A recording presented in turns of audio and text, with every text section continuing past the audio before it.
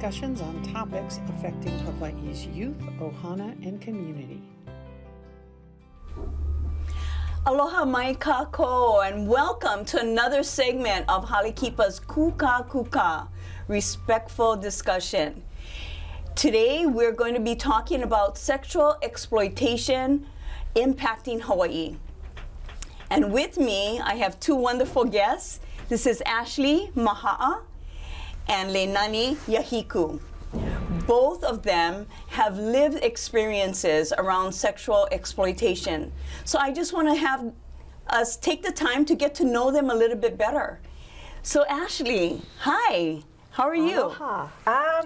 You know, I'm going to be really honest. I'm nervous doing this, but Yes. I am also excited because I feel like it's so important for this to get out. But yes, I'm nervous, so I hope it'll go good. Oh, it's going to go wonderful. And how are you doing, Leinani? I'm excited. I think this is needed to help our children combat human trafficking. Yes, thank you.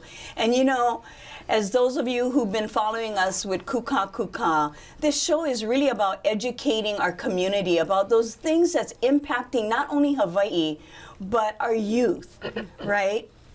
And so today is another segment that we just want these women to share some of their own experiences and help to educate our community about what's really happening out there. You know, we talk about sexual exploitation, sex trafficking, right? And some of us think, Hawaii, it doesn't happen in Hawaii. This thing doesn't exist here. And so I'm here to tell you, along with these young women, that it is. And so what is it that we want to know? What is it, Ashley, that you want to share with the community around sexual exploitation? I feel like sexual exploitation is often misunderstood because to me there is a difference between sex trafficking and sexual exploitation. I consider sexual exploitation to be an entire spectrum for which one side is sexual exploitation and another side is sex trafficking. And oftentimes people kind of get lost in the middle. And I know that for myself, there are times in my life when I met the definition of sex trafficking, and then there were times when I went back out and I was kind of lost in that whole spectrum of sexual exploitation. So I feel like it's really important to talk about all of it. And I love that you started off with sexual exploitation because that is most prevalent on our islands. And then sex trafficking is a rising issue that we have. Ah, interesting. That's really important to know that distinction, right, between both. Because I think sometimes we bring it together, right? Yeah. Like, and a lot of times you hear about sex trafficking, not so much about the exploitation. What about you, Leinani? I believe that what she said is true. For me, I think we need more education because a lot of people out there, they don't understand what sex trafficking actually means. Like I shared in numerous sit-downs, I thought sex trafficking meant I was stolen from a place and trafficked or sold for sex. I didn't know that my ex-husband could sell me for sex and return he'll get drugs and money. I didn't know that. I thought because he was my husband that he had rights. I didn't know that even if I said no, no is no. And that means I was trafficked. So to define the word, to bring education, to help our keiki really know what human trafficking is, it'll help them to see signs. And hopefully by seeing these signs, you can pull back, observe, and prevent it. Preventive measures are so important right now. Right.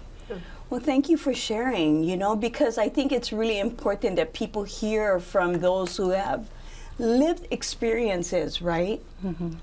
Like hear their story and hear like how it can be very subtle how things happen, right?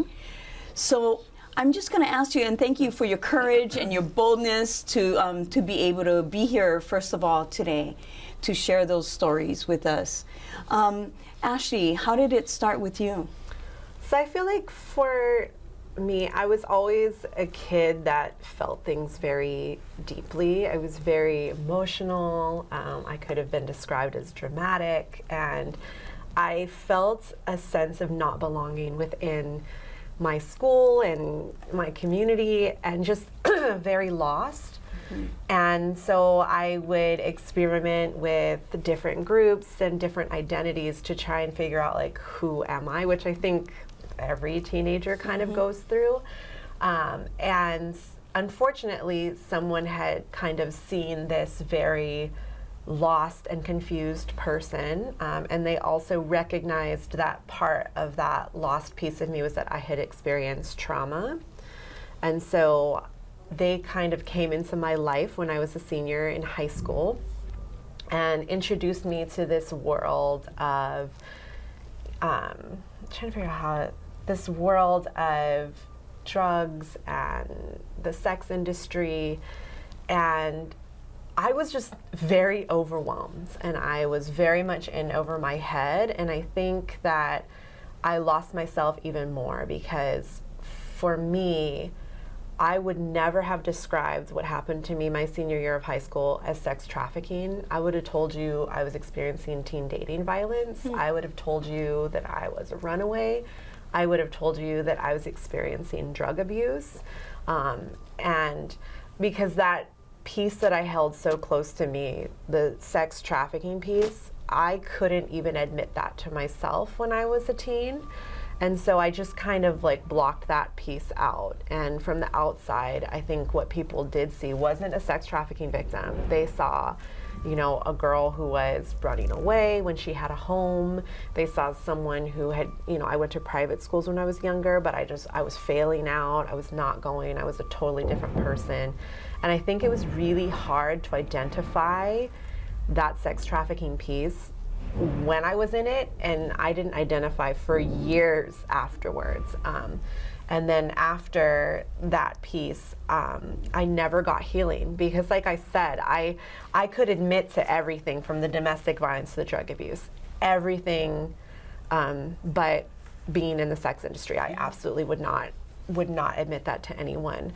And so. But did you recognize, like, did you know that it was part of the sex industry? Like, no, everything was very subtle. So when I say that this person who I met with me, they kind of like exposed me to things very slowly. And I don't want to be too graphic on here, but there was just a lot of going into places where things were occurring and normalizing it. So like, oh, we're just going to pass through this house and like, don't mind those people over there.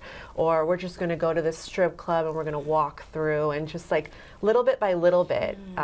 And by the time like there was a definite switch that happened, I mean, the person I was with controlled every aspect of my life and made it look like love. Like everything that he was doing out of love, you know, from changing my name to my clothing to my schedule. Like everything that he was curating was done so that I could be like the best person that I could be. And eventually I didn't even recognize who I was when I looked in the mirror. And I bring up how I saw it. And I mean, it took me years, I'm talking like 15 years or so. It took me a really long time to recognize that what was going on was sex trafficking, because it was very traumatic when I was in it. And I just could not admit it to anybody. Wow. No one at all. And, you know, and when you're in that, it's funny to look back and see how I could admit to so much that was wrong, but I would not. I would have died before I would have admitted that. Wow. Now they call it grooming, right? Yeah. So what are some things that they do around grooming? If you could like help other young people to recognize that, what are some things they might say or do? One of like the key things for my particular situation was that the first thing he did was give me a nickname.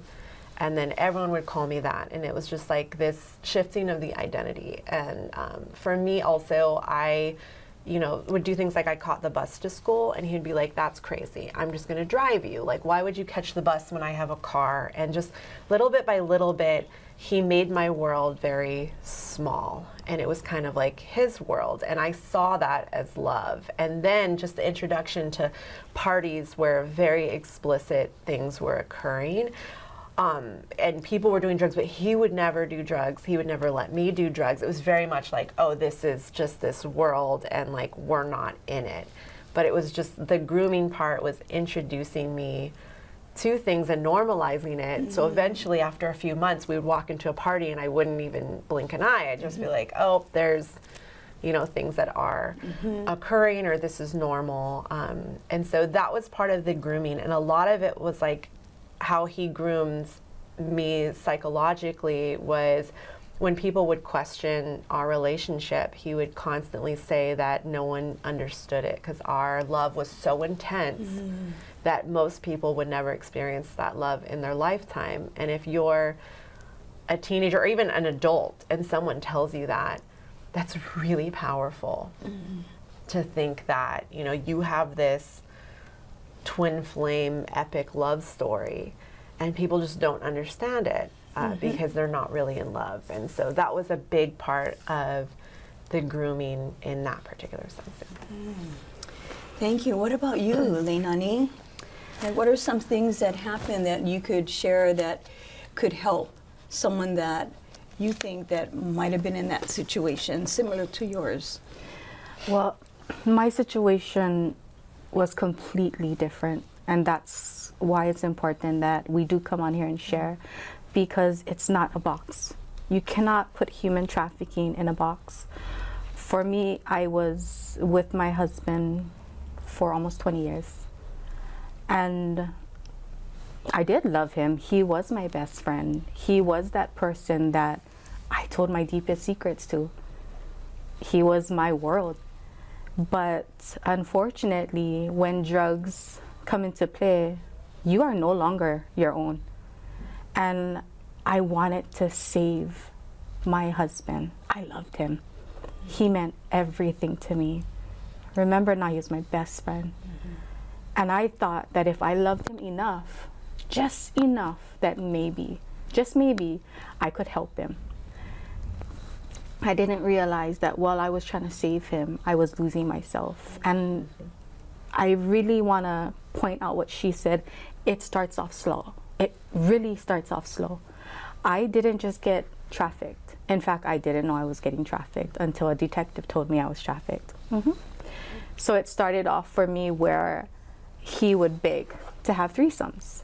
And I remember I kept telling him, no, I don't want to. I felt annoyed because in my head I'm thinking, why the heck do you want to do this? Why the heck do you want to do this? So I thought I was smart.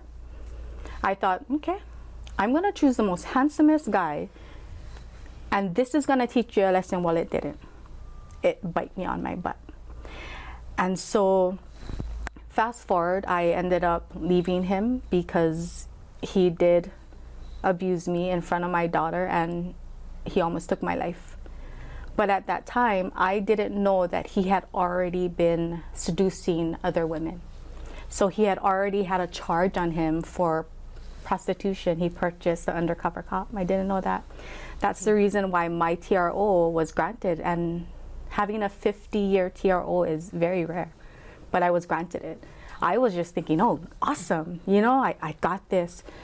Well, I didn't know what was really going on. So when he lost his best friend, who I loved, I went back. I went back because, like I said, I loved him. And I thought I could have enough love to save him because I knew he was already losing himself. So I did. I went back to him. And within that 6-month period, I was trafficked. And it was so smooth how everything happened. It started off where, okay, so this guy gonna come inside. And I told him, I was like, no. But then I would get beaten. And he never beat me like that before. Not this way. When he beat me in front of my daughter and I got the TRO, that was the first time. And I wasn't the weak person. I didn't grow up weak. So for him to beat me, he had to beat my mind first. I literally felt that I was dirt. I felt that I deserved the lickings. I felt it was my fault that I left him the first time. I felt that if I didn't leave him, maybe, just maybe, he wouldn't become this person that he was in front of me. So I kept telling myself, no, just go with it. And when I tried to fight back, the abuse would get worse. And I still have burnt marks on my body because he thought it was funny when he was high to do this with a torch. Because I didn't want to have sex. And there's times where I would fall asleep in the bathroom on the floor pretending that I was using a bathroom because I just wanted peace. I wanted peace. I wanted to just lay there and pretend that everything was okay, that my world wasn't spinning upside down, and I wanted to believe that my kids didn't know I was sheltering them.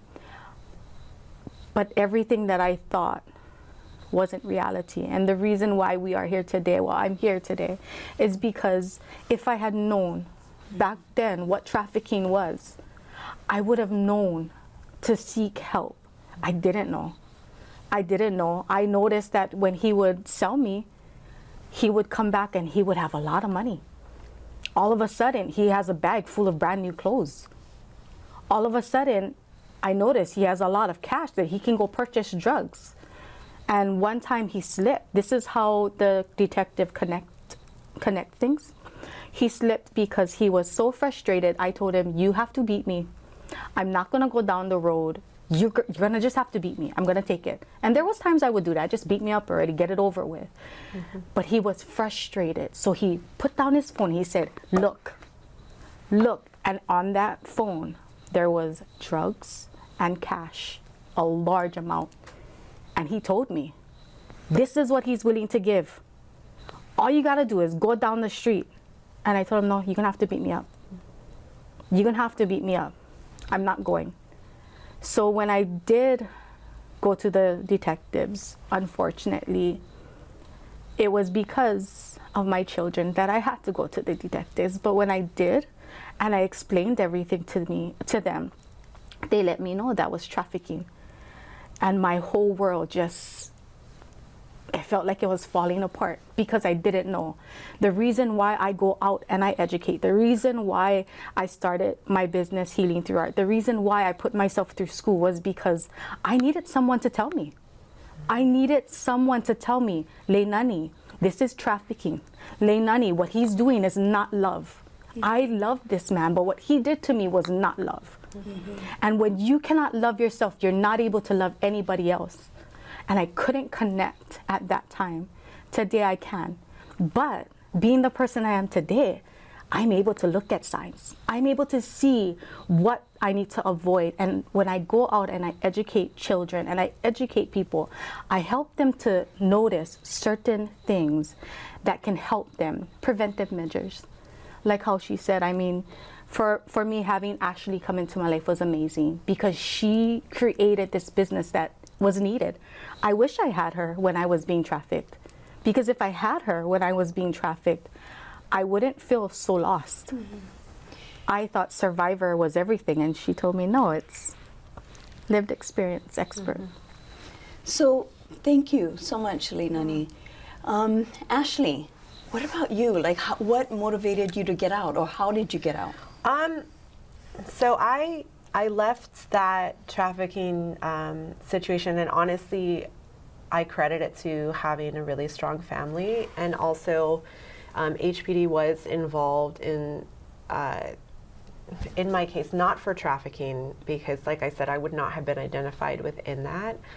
But my mom distinctly remembers an HPD officer coming to her and telling her that, like, his recommendation was to get me off the island, and that I was in over my head and I seemed like a good kid, you know?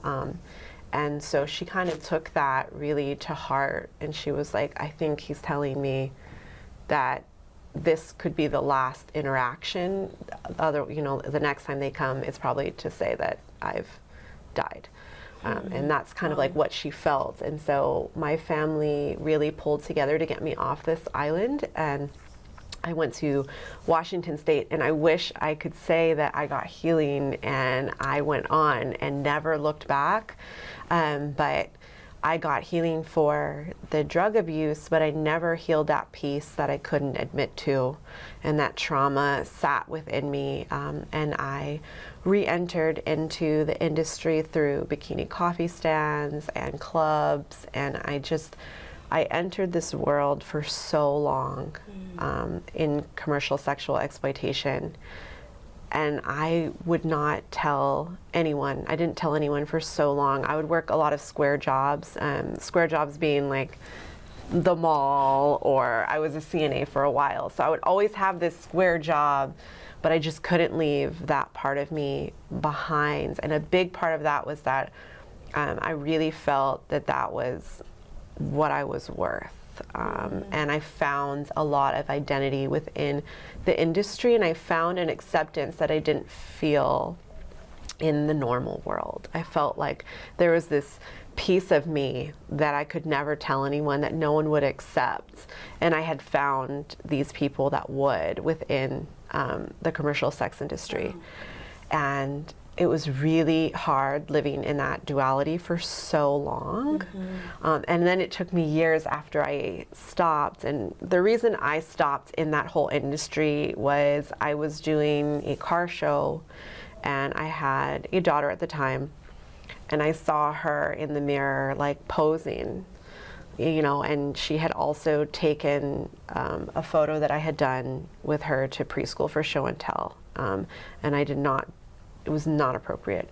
And I think at that time it just really hit me that she idolizes this really dark part of me. And that was not, I never wanted her to enter into that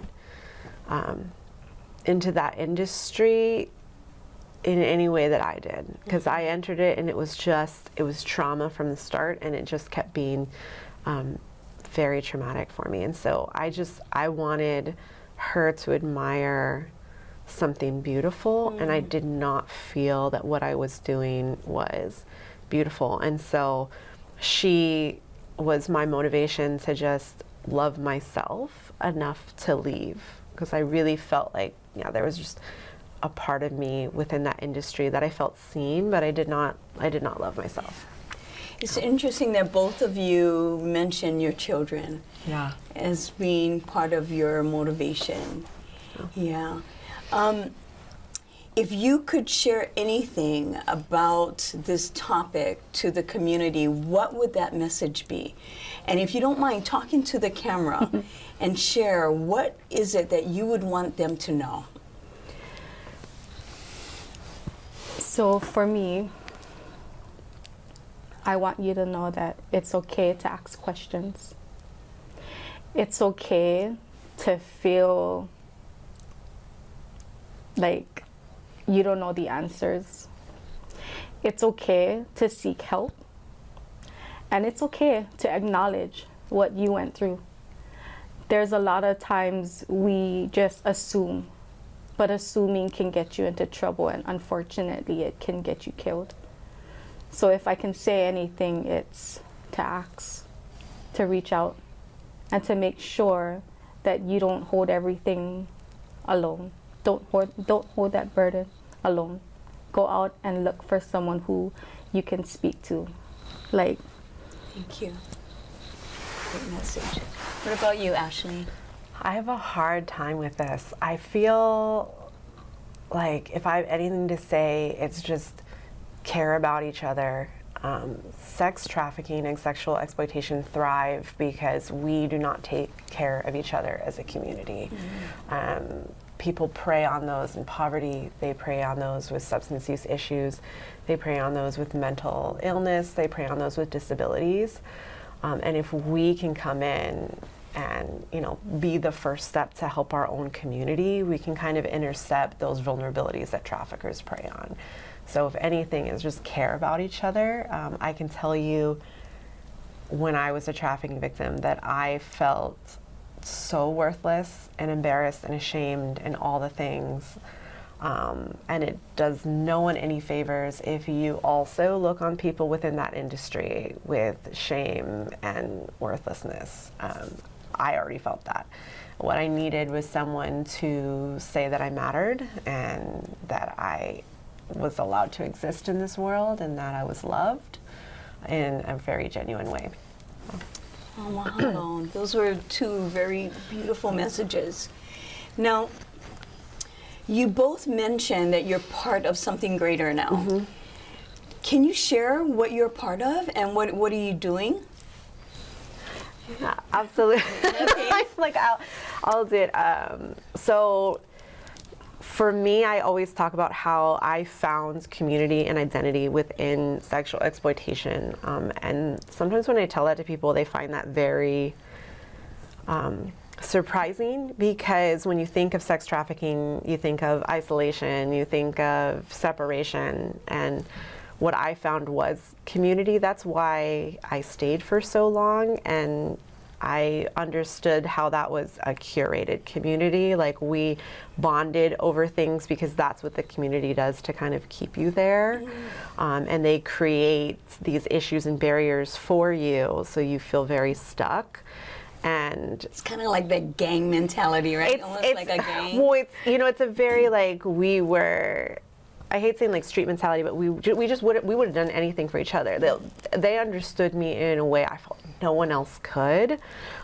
Even though it was like, in order to get that, I had to expose every secret that I ever had about myself to these people, and they were like, "Oh, but I still get you. I still see you," and that was really, really powerful. But creating those connections without having people disclose every terrible thing about them was something that I found really appealing. And so I wanted to create CAX Hawaii, which is Community After Exploitation Hawaii.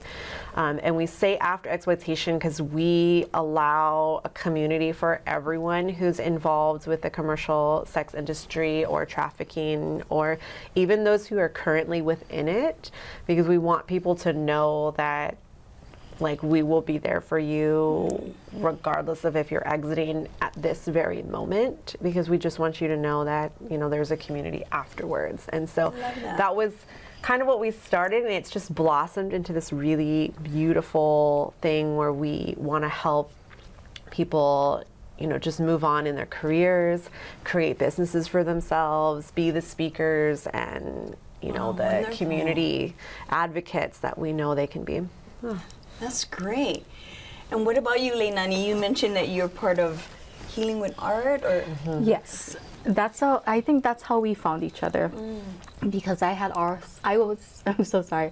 I had started a business called Healing Through Heart, and I started it when I was a participant at the Honolulu Prosecutor Safe House. So I noticed that I wasn't healing at the normal rate that everybody else was. And I was told by my therapist that I was healing quicker. And she asked me, "What's your reason?" I created a therapeutical art exercise, and I use it till today. So I ended up going out and I helped other people. And I started getting into my community and speaking. And when I linked up with Ashley and Victoria, I was amazed because I had two other women who were also in the movement, educated, and they had all of these resources to help. And we all, the three of us, we all had the same mission: educate, help, not save, not necessarily save, because I think that's the worst thing that you can tell any trafficking victim or survivor. They don't need saving, they need love. She explained it perfectly fine. That's all they need is love. And that's what we provide. So for Healing Through Art, I would go out and I would educate. I would educate through art. I'm also an artist. So I would listen to their trauma. And while I listened to their trauma, I would create a therapeutical art specifically for them. Everything is different. I have that, and then I also have a mask that I do with people where I show them one side of their face that other people see them as, but the other side is what they see themselves as. So for my mask, one side was full with lava, fire, turmoil, The other side was full with life, because although I've been trafficked and they saw this disaster and pain, without that pain, I wouldn't have life. I wouldn't be the person I am today. And in the inside of my mask was my source, my strength, and that was God, my family, my support system. And I was able to look at these pieces and remind myself every single time, I am powerful, I am worth it. When I felt like I was worthless, I am an overcomer. And then I would put it down, and when I need it again, I put it right back to my face. I am good enough. Yeah, awesome.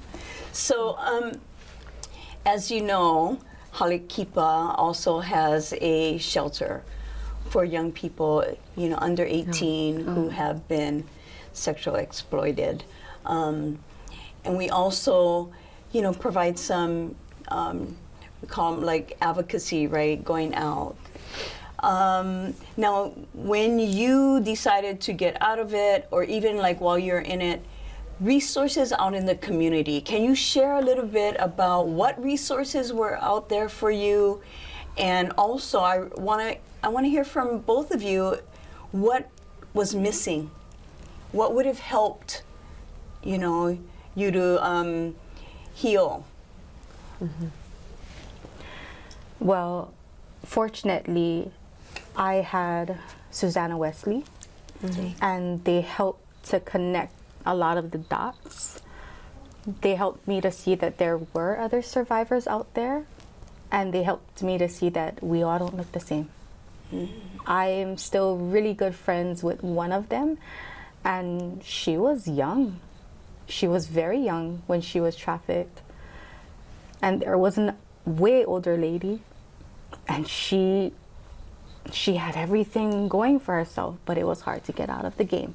You know, it was just hard to get out of the game. So they helped to pull the pieces together for me. I think what was missing is what she created. I know she's not gonna say it, but what she created, yeah, she's not. But what she created is the missing piece. If I had her, I would be able to thrive a lot quicker, because I was ready. I just didn't have the right resources. Because unfortunately, when you are older, there isn't too much resources. There are resources for children, which is so awesome, and I'm so grateful for that. But children grow up. They grow up. And unfortunately, And the trauma yes, it travels, it follows you. And we didn't have anything, but with CACS Hawaii, now there is something that you can hold on to. I love that, you know, because I hear you about the community, right? Like, what made you say? Because usually, you know, you're either running to something or from something, right? And when you said community, you're saying that was a missing piece. Can you talk a little bit more about that, like the resources and what made you? I mean, you shared a little bit about why CACS Hawaii, but you know. I think the biggest thing for me is the resources when it came to exiting was nothing. I mean, I got stuck in substance abuse treatment, and what was definitely missing from that piece was talking about sex trafficking. My entire journey throughout my substance abuse recovery was taking full accountability for my actions, you know, and it was really, it never quite connected, because I could see what people are talking about, that I was obviously doing things for drugs. But what was missing was that piece about how those industries that are exploitative are looking for people on drugs so that they can take that vulnerability and amplify it in order to get you to comply and work and make them money. And so that piece was definitely missing, because I kept taking like full accountability. And for me, I ended up getting clean and sober, and I returned back to the industry, and it made no sense to me, because I'm like, if I was doing this for drugs, then what am I still doing here? Because no one talks about, I have this huge gap in employment. I don't really have any other skills. Even though I had normal jobs, I just could never keep one for very long. And so I just ended up like, well, I'm just gonna keep going back to the only place that will have me. And then that piece that my recovery kept saying was like, well, you were doing this for drugs. I'm like, but there's no drugs here. And I was also expecting to return. And now that I wasn't using my money for drugs, I would be this millionaire.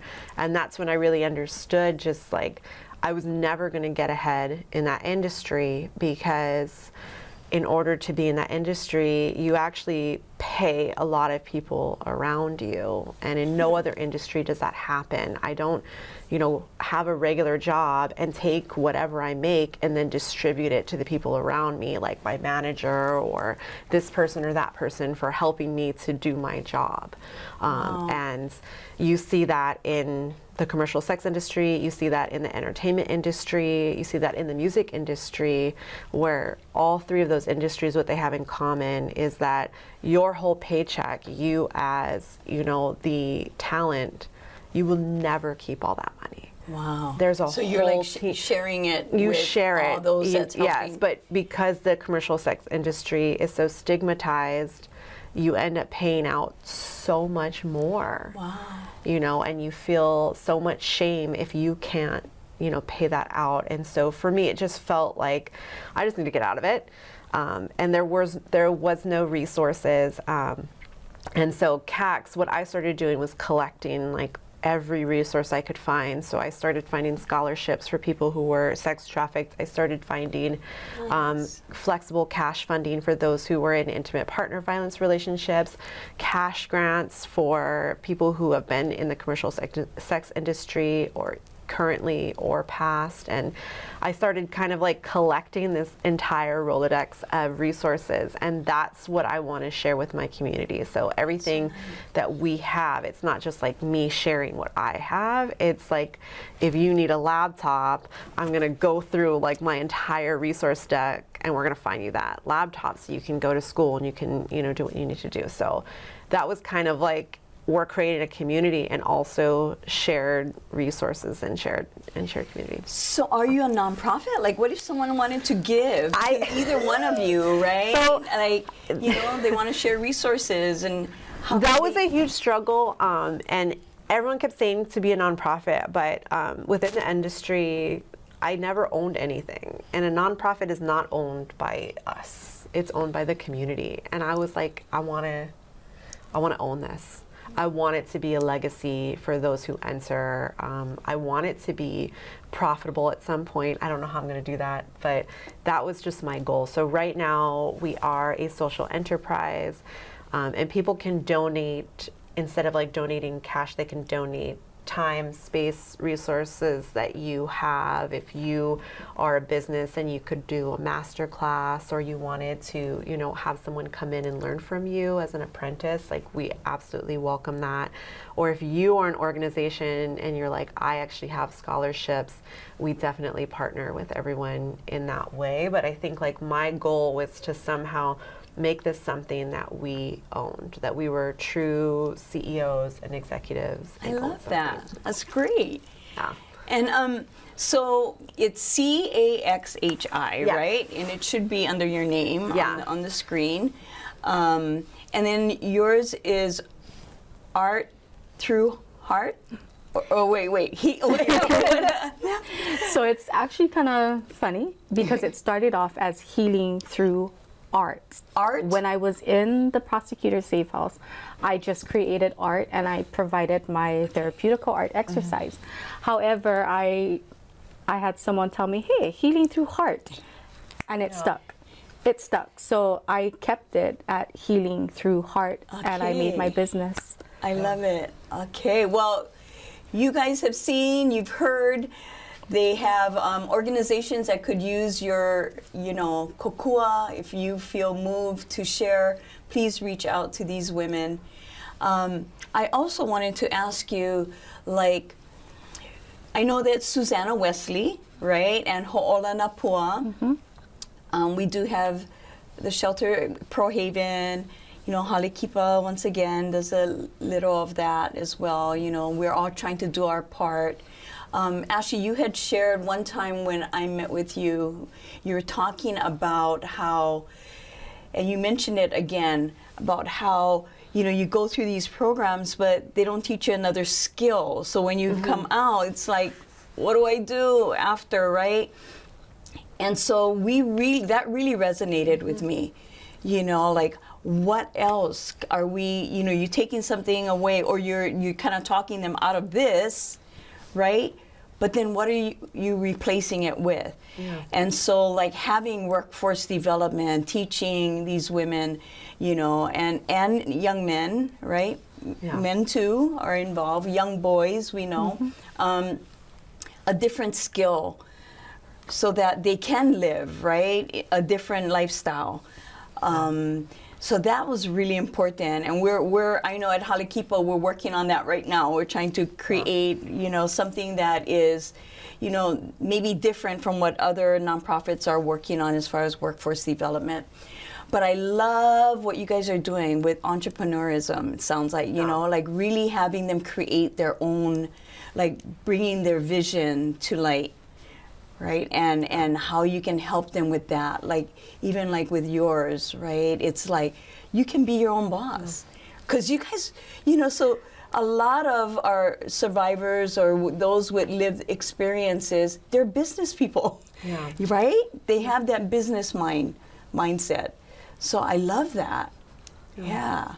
Now, if you could speak to any young person, because we know, right, from a very young age, they can become groomed. And unfortunately, I've been hearing a lot, like people think that it's military, it's tourism here in Hawaii, right, that's exploiting our young people. But I've also been hearing that it's family as well.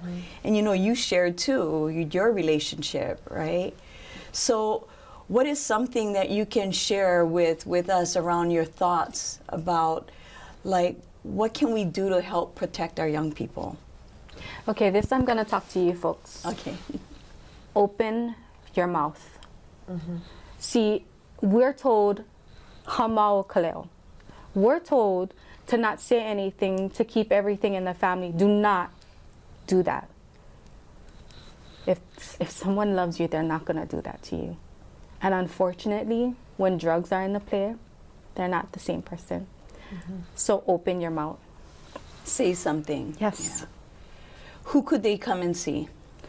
There is a lot of people that they can go and see. The first thing that they want to do is reach out to their school counselor, because we're all mandated reporters. Right.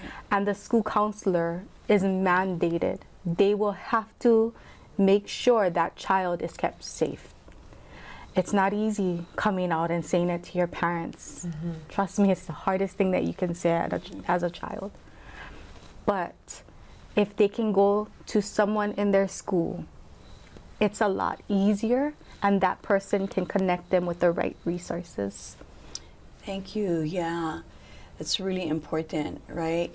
Now, what if it's a family member or a friend or a neighbor or someone in the community that has suspicion that that's going on with a child and their family? What can they do? Well, at DVAC, we encourage... What is DVAC? I'm also the Hawaiian domestic violence advocate. We encourage people to reach out. So you can reach out to anyone, right? Anyone, as long as you just reach out. That's the main thing. So you could call DVAC, so Domestic Violence Action Center. You could definitely call us, Hale Kipa. You could call the school.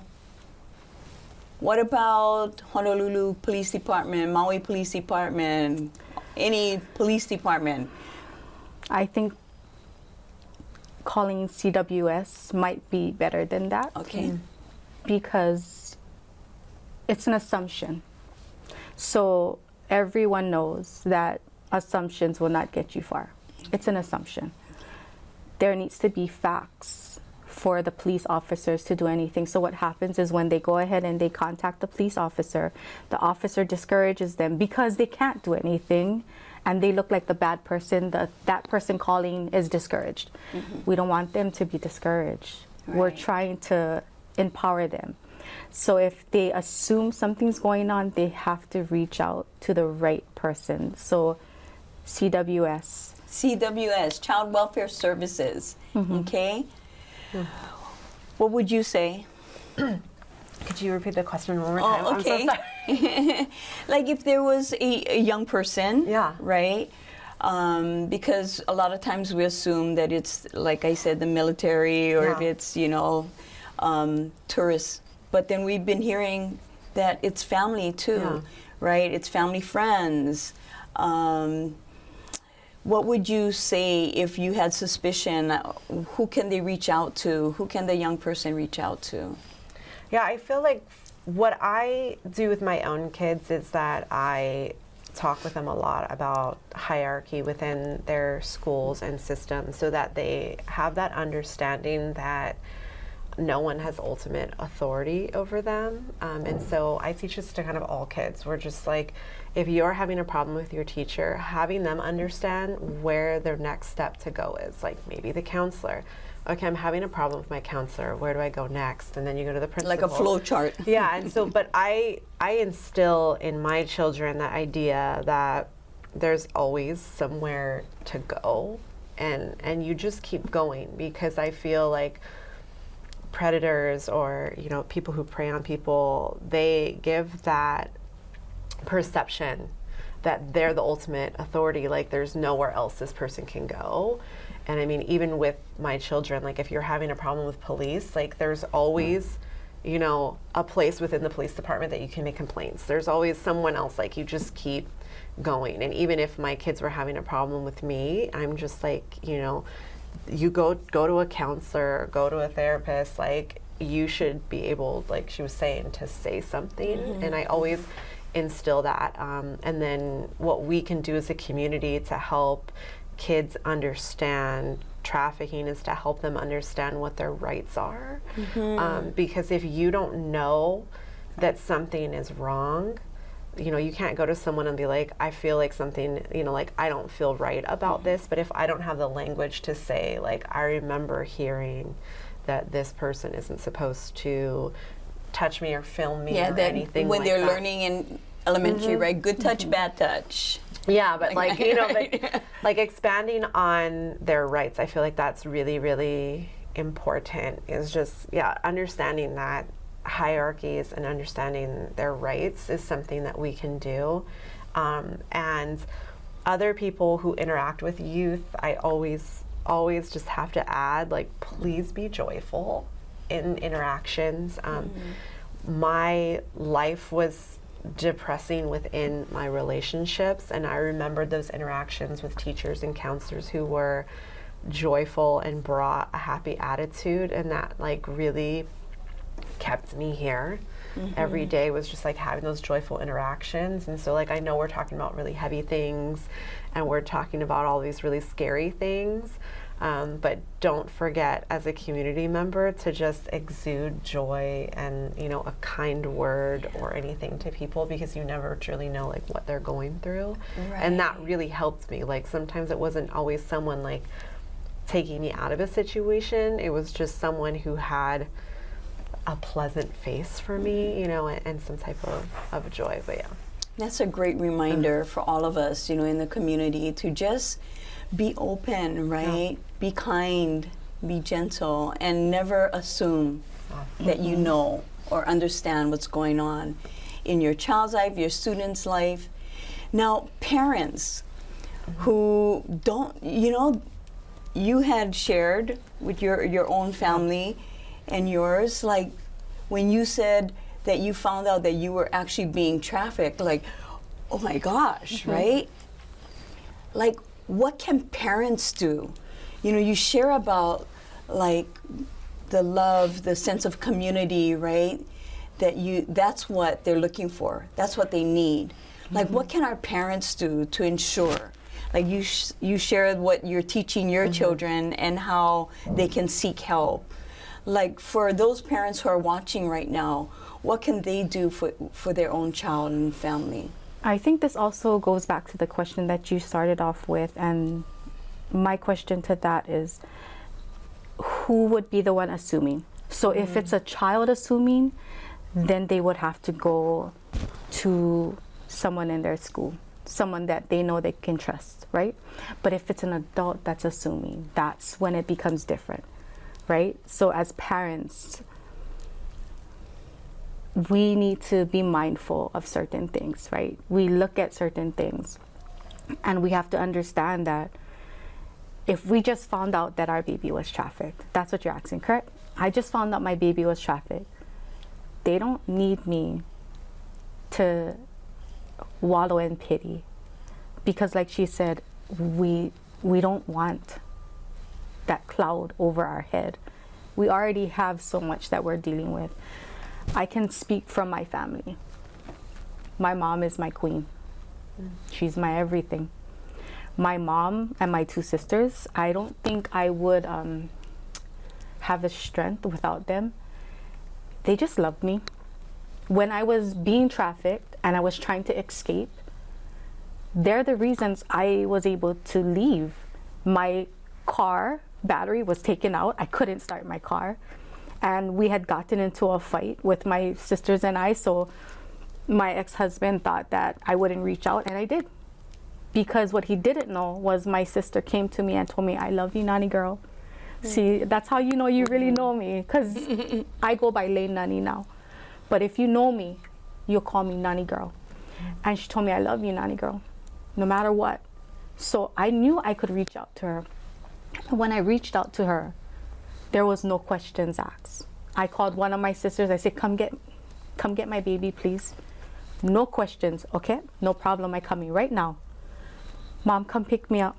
No problem. I had the support. No questions asked. No, I told you so. See, stupid, right? You should have said something. Look at your kids. Look at everything going on in front of your face. They never do that. It was, I love you. I love you. How can we help you?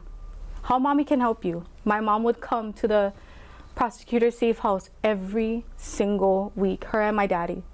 Every week they made sure that they brought my baby. Every week they would come and just spend time with me. Community is important for people, more so that doesn't have that. So for my outlook on everything as a parent, you look out for signs. If your child is looking depressed, you start figuring out why. Not necessarily asking, because they won't be able to tell you, but you look out for signs. There are signs, and that's what we help people look for. Can you share some of the signs? What are some of the signs that they should be aware of? I always say that the signs for trafficking, like you could go over all the red flags and they're going to look so similar to drug abuse, mental illness, any type of trauma. And what I kind of like to tell parents is that regardless of the signs, if there is a change within your child, like regardless of what it is, they need help, and they deserve, to get help. And if you can't give them help because you yourself don't understand what's going on, then getting like trusted outside help from another organization like yourself might be the way to go. And also, like, we can't protect our kids from absolutely everything. I talk to so many parents and they'll be like, oh, I'm never gonna have my kids on social media, and or I'm never gonna let them go out or do any of these things. And I'm like, I would rather have them understand how to do those things safely.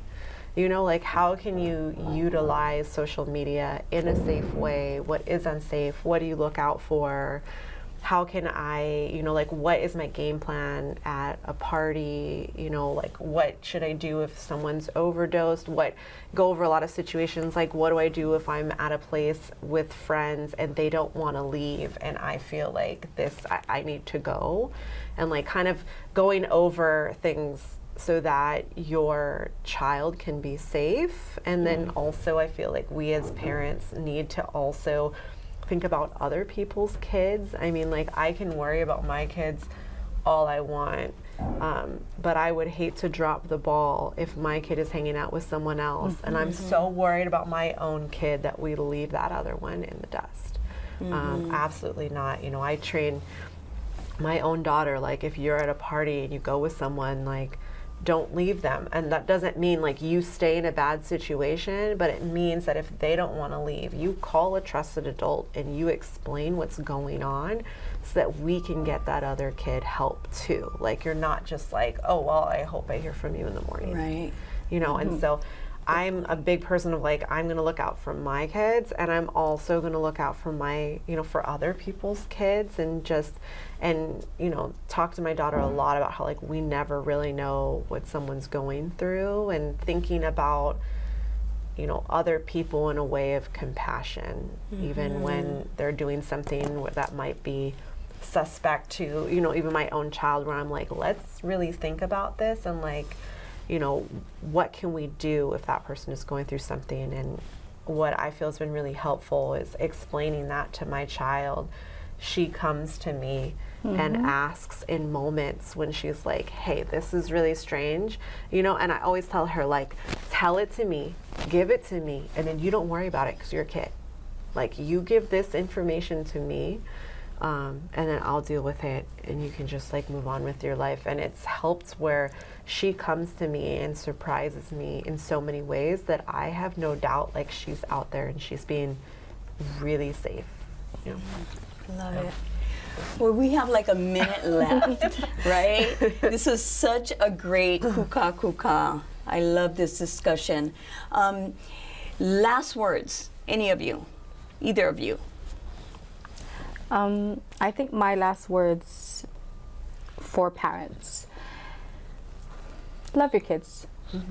Just love your kids. I made the mistake of thinking that I needed to be this disciplinary parent, and that kept my kids from me. Today, the reason why I do have an open talk and they do let me know everything is because there's a space that I allow for them. They know that they can call me for anything, and a lot of parents may not agree with this, but they know that if they went out drinking with their friends, even though I don't condone them, they know they can call mommy, because we have a safe space, and that's what's important. Create that safe space, because if they know that they can run to you, they won't run to that person that may traffic them. They may not be able to talk to you about it. Respect it. You just might be able to save them. Well, our time is running out. We're going to be back next month talking to different providers around sexual exploitation. So mahalo for joining us. Thank you to Ashley and to Leinani. Ahui ho, malama pono.